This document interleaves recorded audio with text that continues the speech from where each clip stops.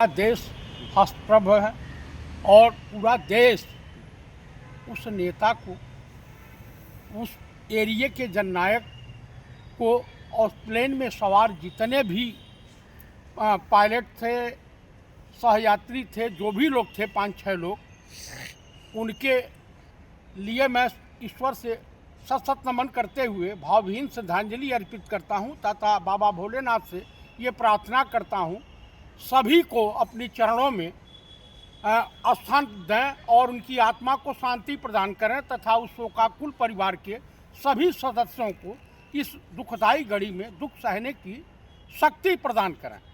सबसे बड़ी बात है कि देखिए, सबसे पहला हिंदुस्तान में प्लेन क्रैश हुआ था संजय गांधी वाला, वो भी प्लेन क्रैश के शिकार हुए थे। उसके बाद दूसरा प्लेन क्रैश हुआ था जनरल बिपिन रावत का। तीसरा अहमदाबाद में भी हाल ही में हुआ था, वहाँ के गुजरात के पूर्व मुख्यमंत्री विजय रूपाणी का। और चौथा जो ये हुआ है, ये वहाँ के वर्तमान डिप्टी सीएम अजित पवार जी का। क्या कारण है कि हमारे देश में आए दिन हर समय जितने भी नेता शिकार हो रहे हैं, इस तरह के प्लेन हादसों के शिकार हो रहे हैं और जांच पड़ताल में कुछ नहीं मिलता, जनता को कुछ पता नहीं चलता। तो ममता दीदी ने जो कहा, मैं अपने आप को जोड़ करके कहता हूं कि सुप्रीम कोर्ट के चीफ जस्टिस के देख रेख में एक जांच कमेटी बनकर इसकी जांच पड़ताल करें और जनता को सच्चाई से अवगत करावे। सबसे बड़ी बात है, आज देश के चट्टी चौराहे पर चर्चा हो रही है कि ये संयोग है या प्रयोग है, ये कुछ कहा नहीं जाता, जनता भी सशंकित है। आप मुझे बताइए, बार बार तमाम तरह की इन्हीं की सरकार में घटनाएं घटती जा रही हैं। यूजीसी, शंकराचार्य का अपमान, मणिकर्णिका घाट का तोड़फोड़ और आए दिन हो रहे बलात्कार, सबसे धीरे धीरे ध्यान भटकाने के लिए इस तरह की गेमें खेली जा रही हैं। तो इससे शंका हो रही है और वो तमाम विपक्ष के नेता भी सचेत रहें। और जनता का कहना है, मेरा नहीं, जनता, जो मैं कनॉट प्लेस में सुन रहा था, आपस में लोग चर्चा कर रहे थे तमाम जगह और तमाम पॉलिटिकल दायरे में भी चर्चा हो रही, कार्यकर्ता आपस में चर्चा कर रहे हैं कि हो क्या रहा है, सब लोग सशंकित हैं। तो क्या एकनाथ शिंदे और चंद्रबाबू नायडू और नीतीश कुमार को भी सचेत रहना पड़ेगा। देखिए, इस तरह की घटनाएं आम नहीं कही जा सकती हैं, ऐसी चर्चाएं मार्केट में चल रही हैं, तो इसकी ईमानदारी से जांच होनी चाहिए। पुलवामा की आज तक सच्चाई सामने नहीं आई, वो किसकी गाड़ी थी, वो कोई सच्चाई सामने नहीं आई। पहलगांव का कोई आतंकवादी नहीं मारा गया, पकड़ा गया। आप बताइए, जितनी इनकी सरकार में इस तरह की घटनाएं घटित हुई हैं, इनके ऊपर उंगली उठाने के लिए भारतीय नागरिकों को प्रेरित कर रही हैं।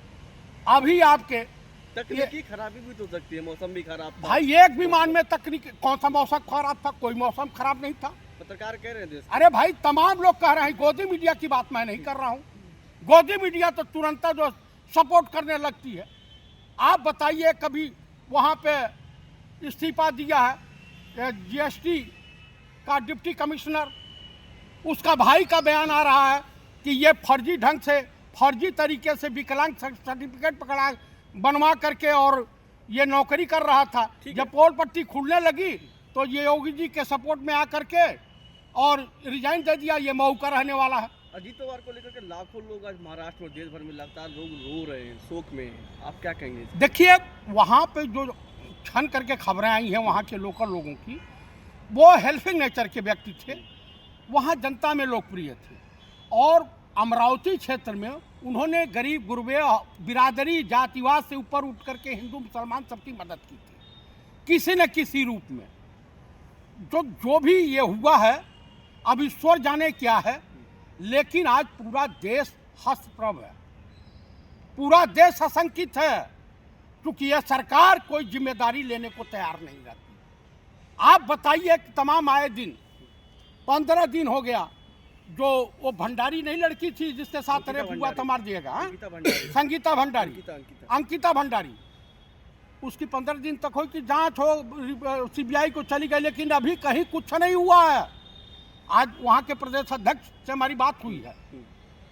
तो मेरे कहने का मतलब है कि जनता को कब तक ये सरकार चूतिया बनाती रहेगी, कब तक मूर्ख समझेगी।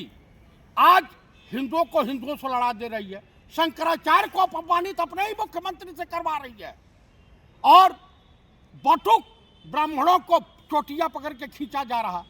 तो आप बताइए कि करना क्या चाहते हैं? हिंदुओं को हिंदुओं से लड़ा दो, मुसलमानों को मुसलमानों से लड़ा दो, इस देश में गृह युद्ध कराना चाहते हैं क्या? अब ये घटना जो आई, पूरा देश आपको बता रहा हूं कि शोक में डूबा हुआ है। जिस तरह अजीत पवार के मौत के बाद एक सवाल उठ रहा है देश भर में कि एनसीपी पार्टी का क्या होगा, एनसीपी पार्टी को लेकर अब क्या करेंगे? वो शरद पवार जी के एनसीपी में चले जाएंगे, कहाँ जाएंगे? और वही माई बाप हैं उस दल के, भाई उनके भतीजे थे। आज अब बेटे के तरह से पाला था अजीत पवार को शरद पवार ने, उनकी कोई औलाद नहीं थी, एक बेटी भी है, लेकिन बेटी भी आज फपकते हुए अपनी भाभी को लेकर के गई, वो भी राज्यसभा मेंबर है। किसी ने सोचा था कि आज का सुबह सूर्य की किरण निकलेगी, उजाला अजीत पवार के घर में अंधेरा ला देगा, उनके बच्चों में अंधेरा ला देगा, यह किसी ने सोचा था? ऐसी घटना ईश्वर करें कि किसी के घर में ना हो। मैं तो खुद चिंतित हूं। मैं सुबह मोबाइल खोला तब तक एकदम ये न्यूज आने लगी 8 साढ़े 8 बजे के करीब। तो कुल मिलाकर के बताइए, इस तरह की घटनाएं घट रही हैं हिंदुस्तान में। मान लीजिए कि हम एक आध दो घटना को मान लें कि ट्रेन में इंजन में खराबी या कुछ भी खराबी, तकनीकी खराबी हो, लेकिन बार बार इस तरह की घटनाएं हो रही हैं तो सरकार को कटघरे में खड़ा कर रही है। तो कुल मिलाकर के मैं यही कहूँगा कि मैं ममता दीदी के साथ अपने आप को मिलाते हुए, यह सरकार हमेशा बेरोजगारी, महंगाई, महिला उत्पीड़न से देशवासियों का ध्यान भटकाने के लिए तमाम तरह के प्रयोग करती है। लेकिन इस घटना की जांच, न्यायिक जांच होनी चाहिए और chief justice supreme court India की निगरानी में होनी चाहिए। मेरी मांग यही है। और कुल मिलाकर के फिर मैं दोबारा उस परिवार के लिए, उस प्लेन में जितने लोग मौजूद थे, सबके लिए परमपिता परमेश्वर से उनकी शांति की प्रार्थना करता हूँ।